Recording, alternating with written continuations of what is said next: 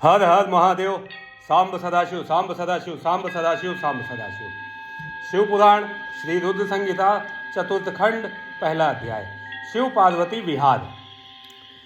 जिनका मन वंदना करने से प्रसन्न होता है, जो प्रेम प्रिय हैं और जो प्रेम प्रदान करने वाले हैं, जो पूर्णानंद हैं और अपने भक्तों की इच्छाओं को सदा पूरा करने वाले हैं, जो ऐश्वर्य संपन्न और कल्याणकारी हैं, जो साक्षात सत्य के स्वामी हैं, सत्य प्रिया और सत्य के प्रदाता हैं, ब्रह्मा और विष्णु जिनकी सदा स्तुति करते हैं, जो अपनी इच्छा के अनुरूप शरीर को धारण करते हैं, उन परम आदरमयी भगवान शिव की मैं चरण वंदना करता हूँ।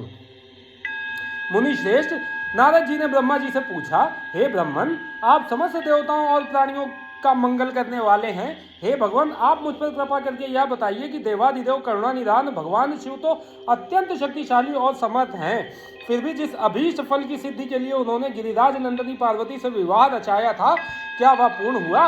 उन्हें पुत्र की प्राप्ति कब और कैसे हुई? तारकासुर का वध किस प्रकार हुआ? प्रभु, कृपया कर मेरी इन जिज्ञासाओं की शांति हेतु मुझे इनके बारे में विस्तृत रूप से बताइए। सूत जी कहते हैं कि जब नारद जी ने यह पूछा, तब ब्रह्मा जी ने प्रसन्नता पूर्वक भगवान शिव का स्मरण करते हुए कहा, नारद, जब भगवान शिव देवी पार्वती के साथ कैलाश पर्वत पर पधारे, तब वहां सबने मंगल उत्सव किया। सभी खुशी में मगन होकर नृत्य कर रहे थे। तब भगवान शिव ने सभी को उत्तम भोजन कराया। तब सब देवताओं और मुनिगणों ने उनसे विदा लेकर अपने अपने धाम की ओर प्रस्थान किया। सब देवताओं ने कैलाश पर्वत से चले जाने के पश्चात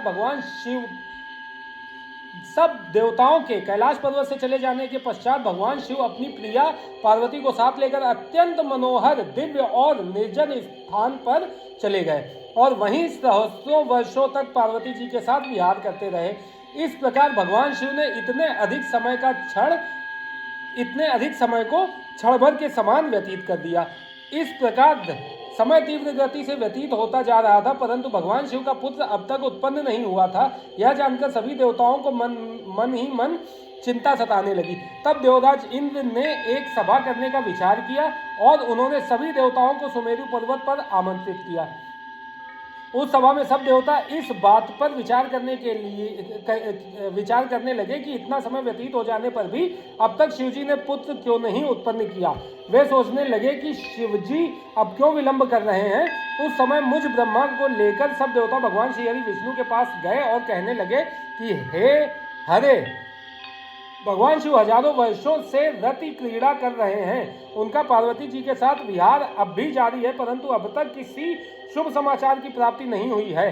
तब भगवान श्री हरि विष्णु मुस्कुराए और बोले, हे देवताओं, आप इस विषय में इतनी चिंता मत कीजिए।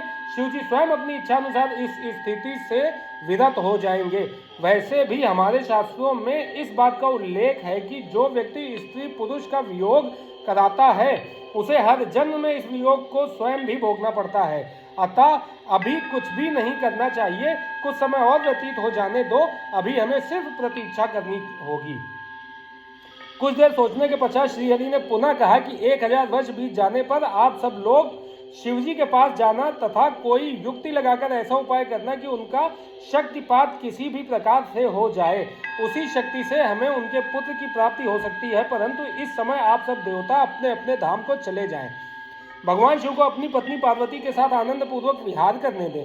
सब देवताओं को समझाकर श्रीहरि बैकुंठ धाम को चले गए। श्रीहरि के जाने के पश्चात सब देवताओं ने अपनी चिंता त्याग दी और प्रसन्नता पूर्वक अपने अपने धाम को चले गए। समय अपनी गति से बीतता गया, परंतु शिवजी का पुत्र नहीं हुआ। तारकासुर का भय और आतंक का साया दिन पर दिन और बढ़ने लगा। देवताओं सहित ऋषि मुनियों और साधारण मनुष्यों का जीवन उसने दूभर कर दिया था। तारकासुर के डर से पृथ्वी कांप उठी। तब श्री विष्णु जी ने सब देवताओं को बुलाया और भगवान शिव के पास चलने के लिए कहा। तब सब देवताओं को साथ लेकर भगवान श्री हरि और मैं भगवान शिव से भेंट करने के लिए कैलाश पर्वत पर पहुंचे, परंतु भगवान शिव कैलाश पर्वत पर नहीं थे। उनके गणों से जब हमने महादेव जी के विषय में पूछा, तो उन्होंने बताया कि भगवान शिव माता पार्वती के साथ उनके मंदिर में गए हैं। तब श्रीहरि ने शिवगणों से उनका पता पूछा। तत्पश्चात हम सब उस स्थान पर पहुंचे जहाँ त्रिलोकीनाथ भगवान शिव अपनी प्रिया के साथ निवास कर रहे थे। तब वहां उनके निवास के द्वार पर पहुंचकर सब देवताओं ने भगवान शिव का स्मरण कर उन्हें मन से प्रणाम कर उनकी स्तुति आरंभ कर दी। हर हर महादेव, सांब सदाशिव, सांब सदाशिव, सांब सदाशिव, सांब सदाशिव। दूसरा अध्याय, स्वामी कार्तिकेय का जन्म। ब्रह्मा जी बोले, हे नारद, भगवान शिव तो सर्वेश्वर हैं, हर विषय के ज्ञाता हैं, भला उनसे कोई बात किस प्रकार छुपी रह सकती है। भगवान शिव तो महान योगी हैं और सब कुछ जानने वाले हैं, इसलिए उन्होंने अपने योग बल से यह जान लिया कि मैं विष्णु जी सभी देवताओं को साथ लेकर उनके द्वार पर आए हैं। तब वे बड़े हर्षित हुए और हम सबसे मिलने के लिए द्वार पर पधारे और हमारी स्तुति को स्वीकारते हुए बोले, आप सब एक साथ यहाँ क्यों पधारे हैं। तब हमने अपने आने का प्रयोजन बताते हुए कहा कि हे देवादिदेव, करुणानिधान भगवान, तारकासुर के अत्याचार दिन प्रतिदिन बढ़ते जा रहे हैं। प्रभु, अब तो उपाय कीजिए कि हमें उसके आतंक से मुक्ति मिल जाए। देवताओं के इन वचनों को सुनकर भगवान शिव दुखी हो गए और कुछ देर तक चुपचाप कुछ सोचने के बाद बोले, हे देवताओं, आपके दुखों को मैं समझ रहा हूँ, परंतु मेरे लिए एक कठिन समस्या है कि मेरे द्वारा किए गए शक्तिपात को कौन धारण कर सकता है।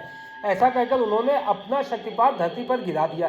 तब सब देवताओं ने अग्निदेव से प्रार्थना की कि वे भगवान शिव की उस शक्ति को कतोप बनकर धारण कर ले। तब सब देवताओं का आग्रह स्वीकार करके अग्निदेव ने कपोत रूप धारण कर उस शक्ति को अपने अंदर समाहित कर लिया। जब बहुत देर तक भगवान शिव देवी पार्वती के पास वापस नहीं पहुंचे तो परेशान होकर देवी स्वयं उन्हें देखने बाहर चली आईं।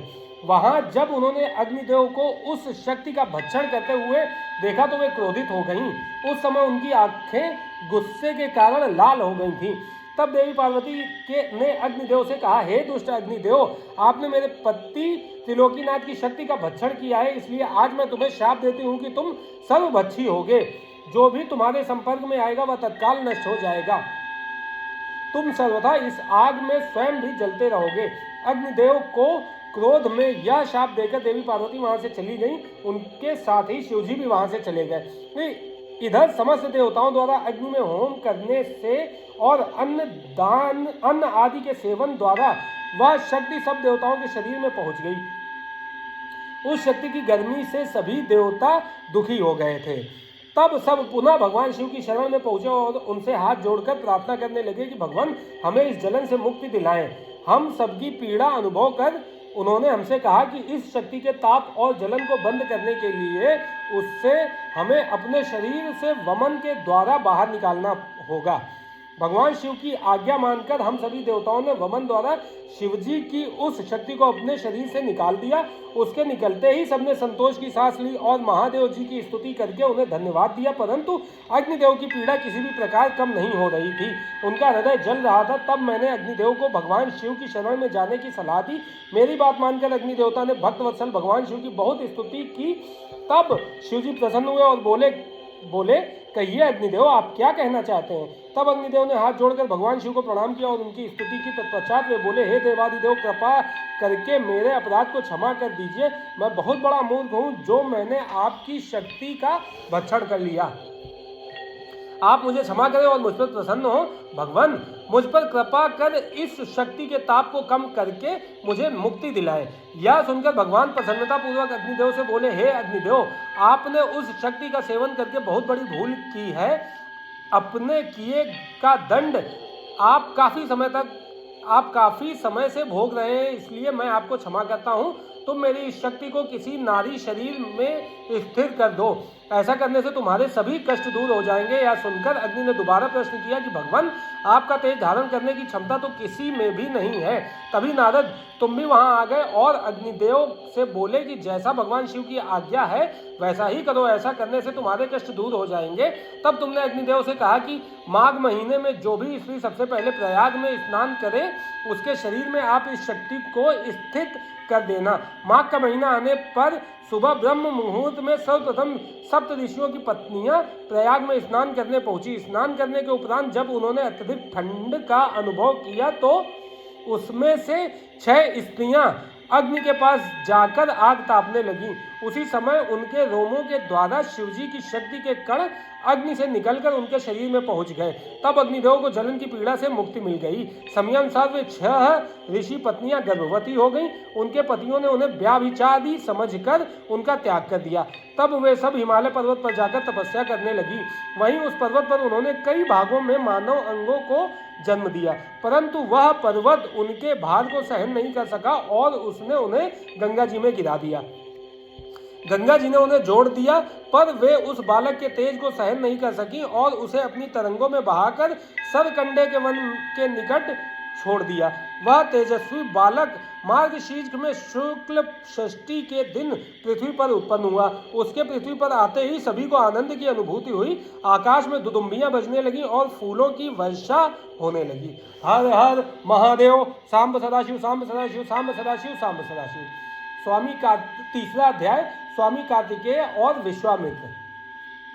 नारद जी बोले, हे ब्रह्मा जी, जब वह बालक पृथ्वी पर अवतरित हो गया तब वहां क्या और कैसे हुआ? तब नारद जी का प्रश्न सुनकर ब्रह्मा जी बोले, हे नारद, जब गंगा जी द्वारा उस तेजस्वी बालक को लहरों द्वारा बहाकर सरकंडे के वन के पास छोड़ दिया गया, तभी वहां मुनि विश्वामित्र पधारे। उस बालक का देदीप्यमान मुख देखकर विश्वामित्र दंग रह गए। वह बालक दिव्य तेज से प्रकाशित हो रहा था। उसे बड़ा प्रतापी और बलशाली जानकर मुनि विश्वामित्र ने उसे नमस्कार किया और उसकी स्तुति करने लगे। तत्पश्चात मुनि बोले कि भगवान शिव की इच्छा से ही तुम यहाँ प्रकट हुए हो। शिव तो सर्वेश्वर हैं, वे ही परम ब्रह्म परमात्मा हैं। इस संसार का हर प्राणी, हर जीव उनकी आज्ञा का ही पालन करता है। तब मुनि विश्वामित्र के ऐसे वचन सुनकर वह बालक बोला, हे महाज्ञानी प्रकांड पंडित मुनि विश्वामित्र, मेरे इस स्थान पर आने के बाद सर्वप्रथम आप ही यहाँ पधारे हैं। निश्चय ही आपका यहाँ आना भगवान शिव की प्रेरणा से प्रेरित है, इसलिए आप ही विधि विधान के अनुसार मेरा नामकरण संस्कार कीजिए। आज से आप ही मेरे पुरोहित हैं और मेरे द्वारा पूज्य हैं। मेरे द्वारा पूज्य होने के कारण आप इस जगत में विख्यात और पूज्य होंगे। उस बालक के ऐसे वचन सुनकर मुनि विश्वामित्र आश्चर्यचकित होकर उस बालक से पूछने लगे कि हे बालक, आप कौन हैं? अपने विषय में मुझे बताइए। तब उनकी बात सुनकर वह बालक बोला, हे विश्वामित्र, अब आप ब्रह्मर्षि हो गए हैं। मेरे विषय में जानने से पूर्व आप मेरा संस्कार कीजिए। तब मुनि विश्वामित्र ने उस अद्भुत बालक का नामकरण संस्कार किया और उसका नाम कार्तिकेय रखा। गुरु दक्षिणा के रूप में उसने मुनि को दिव्य ज्ञान प्रदान किया। तब मैंने स्वयं वहां जाकर उस बालक को गोद में लिया और उसे चूमा। तत्पश्चात मैंने उसे शक्तियां और शस्त्र प्रदान किए। उन अद्भुत शक्तियों को प्राप्त कर वह बालक बहुत प्रसन्न हुआ और तुरंत ही पहाड़ पर चढ़ गया। पहाड़ पर चढ़कर वह उसके शिखरों को गिराने लगा तथा वहां की संपदा नष्ट करने लगा। यह देखकर उस स्थान पर निवास करने वाले राक्षस उस बालक को मारने के लिए दौड़े। उन भयंकर राक्षसों से बिना भयभीत हुए उसने उन सबको भगा दिया। उनके भयंकर युद्ध से पूरा त्रिलोक कांपने लगा। त्रिलोक को भयभीत होता देखकर सब देवता वहां पहुंच गए। देवराज इंद्र ने क्रोध में आकर उस बालक पर प्रहार किया। इस प्रहार के फलस्वरूप उस बालक के शरीर से विशाख नाम का दूसरा पुरुष पैदा हो गया। उन्होंने उस बालक पर एक और प्रहार किया तो नेगम नाम का एक और महाबली पुरुष पैदा हो गया। इस प्रकार इंद्र के प्रहारों से 4 स्कंद पैदा हुए जो बहुत वीर और बलवान थे। तब क्रोधित होकर ये चारों स्कंद एक साथ मिलकर स्वर्ग के राजा इंद्र को मारने के लिए दौड़े। या देखकर इंद्र घबराकर अपनी जान बचाने के लिए कहीं दूर जाकर छिप गए। उनको ढूंढते ढूंढते वह बालक उनके धाम स्वर्ग में पहुंच गया। उस समय जब वह बालक स्वर्ग पहुंचकर देवराज इंद्र को ढूंढ रहा था, एक सुंदर सरोवर में 6 कृत्तिकाएं स्नान कर रही थीं। उन सुंदर सलोने बालक को देखकर वह उसे प्यार करने और गोद में खिलाने के लिए दौड़ी और उसे पकड़ कर ले आई। तब उन कृतिकाओं ने उस नन्हे बालक को बहुत प्यार किया और तब वे आपस में उसे दूध पिलाने के लिए दौड़ने लगी। तब उस बालक ने 6 मुख धारण करके सब माताओं का स्तनपान किया। तब वे प्रसन्नतापूर्वक उस बालक को अपने साथ अपने लोक में ले गई और उसका लालन पालन करने लगी। हर हर महादेव। सांब सदाशिव, सांब सदाशिव, सांब सदाशिव, सांब सदाशिव। चौथा अध्याय, कार्तिकेय की खोज। ब्रह्मा जी बोले, इस प्रकार उस दिव्य बालक को लेकर वे कृतिकाएं अपने लोक में चली गई। वहां जाकर उन्होंने बालक को सुंदर वस्त्रों और आभूषणों से अलंकृत किया और बड़े लाड़ प्यार से उस बच्चे को पालने लगी। जब बहुत समय व्यतीत हो गया तब एक दिन पार्वती जी ने अपने पति शिवजी से पूछा, हे प्रभु, आप तो सबके ईश्वर हैं, सब प्राणियों के वंदनीय हैं, सब आपका ही ध्यान करते हैं। भगवान, मैं आपसे एक बात पूछना चाहती हूँ। तब त्रिलोकीनाथ भगवान शिव ने मुस्कुराकर कहा, देवी पूछो, क्या पूछना चाहती हो? तब देवी पार्वती ने कहा, प्रभु, आपकी शक्ति जो पृथ्वी पर गिरी थी वह कहाँ गई? देवी पार्वती के इन वचनों को सुनकर शिव जी ने विष्णु जी, मेरा और सब देवताओं और मुनियों का स्मरण किया। यह ज्ञात होते ही कि भगवान शिव ने हमें बुलाया है, हम सभी तुरंत कैलाश पर्वत पर चले गए। वहां पहुंचकर हमने महादेव जी और देवी पार्वती को हाथ जोड़कर नमस्कार किया और उनकी स्तुति की। तब भगवान शिव बोले, हे देवताओं, मुझे यह बताइए कि मेरी वह अमोघ शक्ति कहाँ है? शीघ्र बताओ, अन्यथा मैं तुम्हें इसके लिए दंड दूंगा। भगवान शिव के ये वचन सुनकर सभी देवता भय से कांपने लगे। तब उन्होंने जैसे जैसे वह शक्ति जहाँ जहाँ गई थी वह सभी बातें शिव पार्वती को विस्तार सहित बताई। तब उन्होंने यह भी बताया कि उस बालक को 6 कृतिकाएं अपने साथ अपने लोक को ले गई हैं और उसको पाल रही हैं। यह सुनकर शिवजी व देवी पार्वती को बहुत प्रसन्नता हुई। वे दोनों अपने उस पुत्र को देखने के लिए बहुत उत्सुक थे। तब शिवजी ने अपने गणों को उस बालक को कृतिकाओं के पास से वापस ले आने की आज्ञा दी। भगवान शिव की आज्ञा पाकर उनके वीर बलशाली गण, क्षेत्रपाल और भूत प्रेत गण लाखों की संख्या में शिवजी के पुत्र की खोज में निकल पड़े। तब उन सबने वहां पहुंचकर कृतिकाओं के घर को घेर लिया। यह देखकर कृतिकाएं भय से व्याकुल हो गईं। तब कृतिकाओं ने अपने पुत्र कार्तिकेय से कहा कि हमें चारों ओर से असंख्य सेनाओं ने घेर लिया है, अब हमें बचने का मार्ग खोजना होगा। यह सुनकर स्वामी कार्तिकेय मुस्कुराए और बोले, हे माताओं, आपको डरने की कोई आवश्यकता नहीं। आपका यह पुत्र आपके साथ है। मेरे रहते कोई भी शत्रु इस घर में प्रवेश नहीं कर सकता। माता, मेरे बाल रूप को देखकर आप मुझे अयोग्य न समझे। मैं इन सभी को हराने में सक्षम हूँ। इससे पूर्व की कार्तिकेय उन गणों की सेनाओं को नुकसान पहुंचा दे, नंदीश्वर उनके सामने आकर खड़े हो गए और बोले, हे माताओं, हे भ्राता, मुझे संसार के संहार करता भगवान शिव ने यहाँ भेजा है। मेरे यहाँ आने का उद्देश्य किसी को नुकसान पहुंचाना नहीं है। मैं तो सिर्फ आपको अपने साथ ले जाने आया हूँ। इस समय ब्रह्मा, विष्णु और शिव त्रिदेव आपकी कैलाश पर्वत पर प्रतीक्षा कर रहे हैं तथा आपके लिए चिंतित हैं। आप शीघ्र ही हमारे साथ पृथ्वी पर चलें। आप अभी तक अपने जन्म के उद्देश्य से सर्वथा अनजान हैं। आपका जन्म दैत्य राज तारकासुर का वध करने के लिए ही हुआ है। अतः आप हमारे साथ चले। वहां पृथ्वी लोक पर सब देवताओं सहित स्वयं भगवान शिव आपका अभिषेक करेंगे तथा सब देवता अपनी अपनी दिव्य शक्तियां और अस्त्र शस्त्र आपको प्रदान करेंगे। यह सुनकर कार्तिकेय बोले, यदि आपको भगवान शिव ने यहाँ मेरे पास भेजा है तो मैं अवश्य ही उनके दर्शनों के लिए आपके साथ चलूंगा। हे तात, ये ज्ञान योगिनियां प्रकृति की कला हैं। इन्हें कृतिका नाम से जाना जाता है। इन्होंने ही अब तक मेरा लालन पालन किया है, इसलिए ये मेरी माताएं हैं और मैं इनका पौष्य पुत्र हूँ। तब स्वामी कार्तिकेय ने हाथ जोड़कर कृतिकाओं से नंदीश्वर के साथ जाने की आज्ञा मांगी। माताओं ने अपना आशीर्वाद देकर उन्हें वहां से जाने की आज्ञा प्रदान कर दी। हर हर महादेव। सांब सदाशिव, सांब सदाशिव, सांब सदाशिव, सांब सदाशिव। 5वां अध्याय, कुमार का अभिषेक। ब्रह्मा जी बोले, जब कार्तिकेय अपनी माताओं कृतिकाओं से आज्ञा लेकर भगवान शिव के पास जाने के लिए वहां से निकले तो द्वार पर देवताओं के शिल्पी विश्वकर्मा द्वारा बनाया गया सुंदर रथ उनकी प्रतीक्षा कर रहा था। वह रथ दिव्य था और द्रुत गति से चलने वाला था। उस रथ को उनकी माता पार्वती ने उनके लिए भेजा था। उनके पार्षद उस रथ के पास खड़े हुए थे। कार्तिकेय दुखी मन से उस रथ पर चढ़ने लगे। तभी उनकी माताएं दौड़कर रोते हुए उनसे लिपट गईं और कहने लगी कि पुत्र, हम तुम्हारे बिना क्या करें? पुत्र, हम तुमसे बहुत प्यार करती हैं। तुम्हारे बिना यहाँ रहना हमारे लिए संभव नहीं है। तुम शीघ्र ही वापस लौट आना। यह कहकर उन्होंने कार्तिकेय को हृदय से लगा लिया और भारी मन से कार्तिकेय को रोते रोते जाने की आज्ञा दी। तब कार्तिकेय ने कृतिकाओं को अध्यात्म ज्ञान प्रदान किया।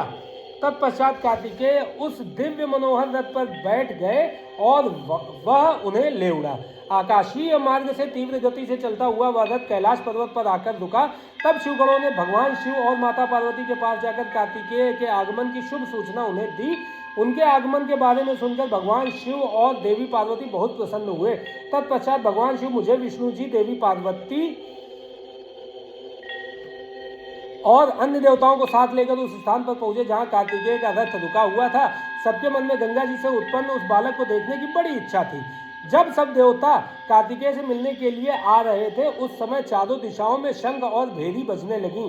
सभी शिवगण नाचते गाते और उनकी जय जयकार करते हुए अपने आराध्य भगवान शिव के पुत्र को देखने के लिए चल दिए। वहां पहुंचकर सब बहुत प्रसन्न हुए। भगवान शिव ने प्रेम पूर्वक उस बालक को गोद में बैठा लिया। तब देवी पार्वती ने भी उस बालक को बहुत प्यार किया। भगवान शिव ने उस बालक के लिए एक सुंदर रत्नों से जड़ा हुआ सिंहासन मंगाया और उस सिंहासन पर बालक को बैठाया। तत्पश्चात भगवान शिव ने सब तीर्थ स्थानों से मंगाए गए जल को वेद मंत्रों से पवित्र करके उससे बालक को स्नान कराया। 6 कृतिकाओं द्वारा पोषित होने के कारण उस दिव्य बालक को कार्तिकेय के नाम से जाना गया। तीर्थों के पवित्र जल से स्नान कराने के उपरांत सभी देवताओं ने कार्तिकेय को तरह तरह की अमूल्य वस्तुएं, विद्याएं और अद्भुत शक्तियां प्रदान की। तब सर्वप्रथम देवी पार्वती ने अपने पुत्र को हृदय से लगाकर उसे चिरंजीव होने का आशीर्वाद प्रदान किया। माता लक्ष्मी ने दिव्य मनोहर हार उस बालक को पहनाया तो देवी सावित्री ने सारी सिद्धि विधाएं उन्हें प्रदान की। फिर श्री विष्णु जी ने रत्नों से निर्मित मुकुट, किरीट, बाजूबंद, वैजंती माला और अपना सुदर्शन चक्र उन्हें प्रदान किया। भगवान शिव ने प्रसन्नता पूर्वक अपने पुत्र कार्तिकेय को शूल, पिनाक, फरसा, शक्ति, पाशुपास्त्र, बाण, संहारास्त्र आदि परम दिव्य वस्तुएं प्रदान की। फिर मुझ ब्रह्मा ने यज्ञोपवीत, वेद माता गायत्री ने कमंडल, ब्रह्मास्त्र तथा शत्रुओं का नाश करने वाली विद्या प्रदान की। देवराज इंद्र ने अपना वाहन ऐरावत हाथी और वज्र प्रदान किया। वायुदेव वरुण ने श्वेत छत्र और रत्नों की मालाएं प्रदान की। सूर्य देव ने मन की तरह तीव्र गति से चलने वाला द्रुतगामी रथ और शरीर की रक्षा करने वाला कवच भी प्रदान किया। यमराज द्वारा दंड और समुद्र देव द्वारा उन्हें अमृत भेंट किया गया।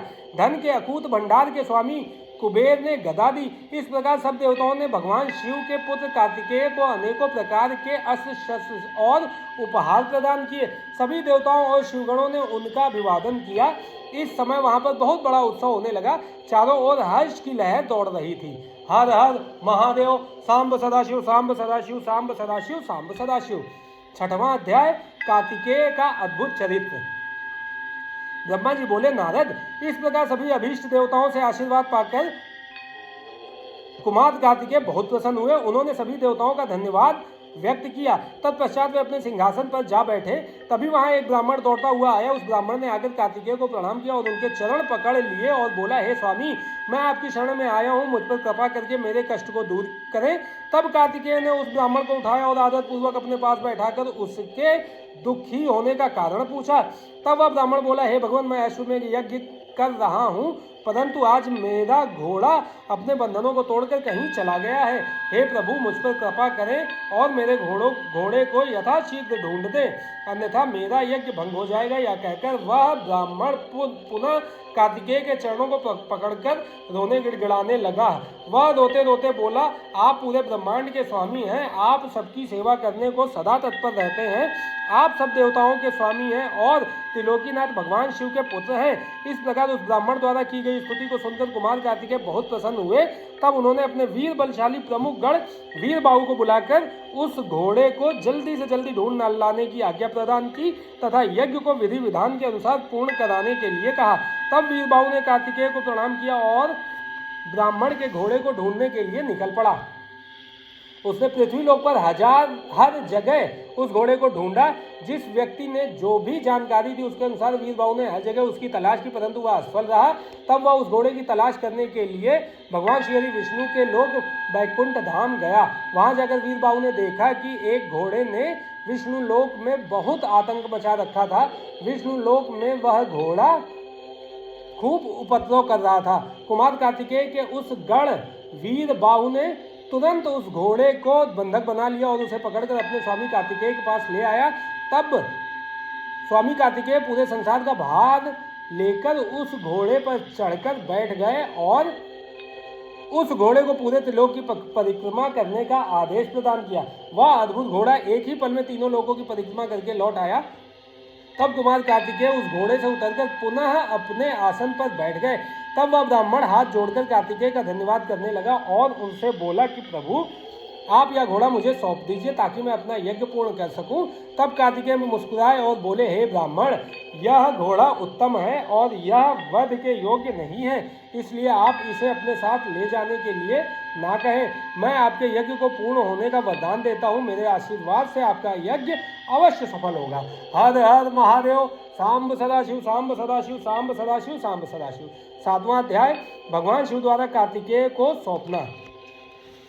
ब्रह्मा जी बोले, हे नारद, अपने पुत्र कार्तिकेय का अद्भुत पराक्रम देखकर भगवान शिव और देवी पार्वती बहुत प्रसन्न हुए। तब सब देवताओं सहित श्री हरि, विष्णु और देवराज इंद्र और मैं भी बहुत हर्षित हुए और भगवान शिव से बोले, हे देवादिदेव भगवान, आप तो सर्वेश्वर हैं, सर्वज्ञाता हैं, संसार की सब घटनाएं आपकी इच्छा से ही घटती हैं।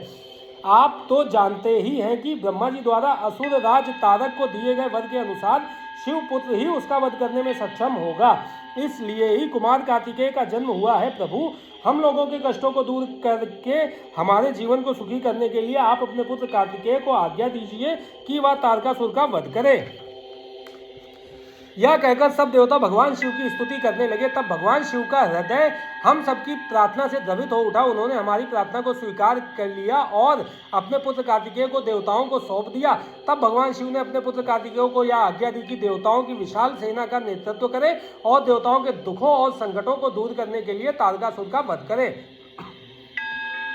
अपने पिता भगवान शिव की यह आज्ञा पाकर स्वामी कार्तिकेय बहुत प्रसन्न हुए। तब उन्होंने हाथ जोड़कर अपनी माता पार्वती और पिता महादेव जी को प्रणाम किया और कहा कि हे माता, हे पिता, आप मुझे विजयी होने का आशीर्वाद प्रदान करें। यह सुनकर भगवान शिव मुस्कुराए और बोले, कुमार, निश्चय ही तुम अपने इस प्रथम युद्ध में अपने घोर शत्रु तारकासुर का वध करके विजयी होगे। हमारा आशीर्वाद सदैव तुम्हारे साथ है।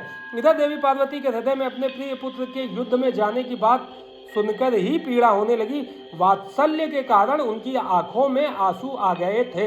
वे बहुत दुखी हुई और कहने लगी, हे नाथ, हे देवादिदेव, मेरा पुत्र कार्तिकेय अभी बहुत छोटा है और वह तारकासुर महाबलशाली और शक्तिशाली है। उस दुष्ट ने अपनी दुष्टता से सभी देवताओं को भी परास्त कर दिया है। जब इतनी शक्तियों के स्वामी देवता उसका कुछ नहीं बिगाड़ सके तो मेरा यह नन्हा सा पुत्र भला कैसे उसको हरा सकता है। मेरा दिल मुझे कार्तिकेय को युद्ध में भेजने की आज्ञा नहीं देता है। मैं अपने पुत्र को अपने साथ रखना चाहती हूँ। यह वचन सुनकर सभी देवताओं सहित भगवान शिव भी चिंतित हो गए। तब महादेव जी देवी पार्वती को समझाते हुए बोले, हे देवी, हे शिवा, आप सामान्य स्त्रियों की तरह क्यों व्यवहार कर रही हैं? यह मेरा और आपका पुत्र होने के कारण महाशक्तिशाली और वीर योद्धा है। देवताओं ने इसे अपनी अभीष्ट शक्तियां प्रदान की हैं। कार्तिकेय की जीत निश्चित है। कार्तिकेय का उत्पन्न होना तारकासुर के वध का प्रतीक है। आप व्यर्थ में चिंतित ना हो और अपने पुत्र को खुशी खुशी तारक के वध के लिए भेजें। भगवान शिव के ऐसे वचन सुनकर देवी पार्वती को बहुत संतोष हुआ और उन्होंने कार्तिकेय को युद्ध में जाने की आज्ञा दे दी। तब सब देवताओं का भय दूर हुआ और उनमें प्रसन्नता की लहर दौड़ गई। हर हर महादेव। सांब सदाशिव, सांब सदाशिव, सांब सदाशिव, सांब सदाशिव। 8वां अध्याय, युद्ध का आरंभ। ब्रह्मा जी बोले, नारद, जब देवी पार्वती और भगवान शिव ने कुमार कार्तिकेय को युद्ध का नेतृत्व करने की आज्ञा प्रदान की तो सभी देवता बहुत प्रसन्न हुए और एकत्र होकर उस पर्वत की ओर चल दिए। सिंहनाद करते हुए वे आगे बढ़ने लगे। उस समय कार्तिकेय सेना का नेतृत्व करते हुए सबसे आगे चल रहे थे। सब देवता मन में यही सोच रहे थे कि अब उन्हें तारकासुर नाम की मुसीबत से छुटकारा मिल जाएगा। तब तारकासुर को इस बात का पता चला कि देवताओं ने युद्ध की तैयारी पूरी कर ली है तो तारकासुर ने भी तुरंत युद्ध की घोषणा कर दी। अपनी विशाल चतुरंगिणी सेना को लेकर तारक भी सिंहनाद करता हुआ देवताओं की ओर बढ़ने लगा। राक्षसों की सेना देखकर एक पल के लिए देवता घबरा गए। उसी समय आकाशवाणी हुई, हे देवगणों, तुम लोग भगवान शिव के पुत्र कार्तिकेय के नेतृत्व में युद्ध करने जा रहे हो, इसलिए तुम जरूर जीतोगे। तारकासुर कार्तिकेय के हाथों अवश्य मारा जाएगा। उस आकाशवाणी को सुनकर सभी देवताओं का उत्साह बढ़ गया और उनका डर दूर हो गया। उस समय दुदुम्बी और अनेक प्रकार के बाजों की ध्वनि आकाश में गूंजने लगी। तब देवता और राक्षस युद्ध करने के लिए पृथ्वी और सागर के संगम में पर पहुंचे। दोनों पक्षों में बड़ा भयानक युद्ध छिड़ गया। युद्ध की भयंकर गर्जना से पृथ्वी भी डोलने लगी। देवताओं की सेना का नेतृत्व शिवपुत्र कार्तिकेय कर रहे थे। उनके पीछे पीछे देवराज इंद्र सहित देवताओं की विशाल सेना थी। कार्तिकेय उस समय इंद्रदेव के ऐरावत हाथी पर विराजमान थे। तब उन्होंने उस हाथी को छोड़ दिया और रत्नों से जड़े सुंदर यान पर बैठ गए। उस सुंदर विमान पर प्रचेता ने सुंदर छत्र रखा उस सुंदर विमान में बैठकर कार्तिकेय बहुत निराले और शोभा संपन्न लग रहे थे। उसी समय देवताओं और असुरों में भयानक युद्ध प्रारंभ हो गया। पृथ्वी कांपने लगी और पल भर में खंड मुंडों में बदलने लगी।